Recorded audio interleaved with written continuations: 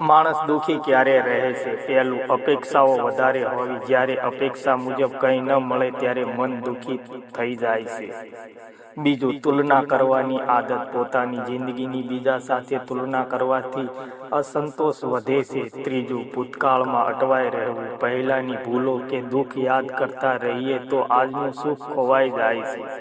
ચોથું, આભાર ન માનવો. જે છે તે માટે ખુશ ન હોવા તો દુઃખ વધી જાય છે. પાંચમું, વિશ્વાસ તૂટવો. પ્રત્યેક વ્યક્તિ તરફથી વિશ્વાસઘાત થવાથી દિલ દુઃખી થાય છે. છઠ્ઠું, એકલાપણું અનુભવ. સાથે લોકો હોવા છતાં મનથી એકલું લાગવું.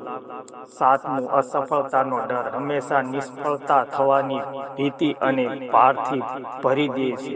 આઠમું, આત્મવિશ્વાસની કમી. પોતાની ક્ષમતા વિશ્વાસ ન હોવો દુઃખનું મોટું કારણ બને છે. નવમું, અનિયંત્રણ ઈચ્છાઓ. ઈચ્છાઓ વધે અને પૂરી ન થાય તો ચિંતા જન્મે. દસમું, સ્વીકાર ન કરી શકવું. પરિસ્થિતિ જેવી છે તેવી સ્વીકાર ન કરી શકવાથી દુઃખ રહે છે. યાદ રાખો, સુખ દુઃખ પરિસ્થિતિ અહીં આપણા વિચારોમાં જન્મે છે.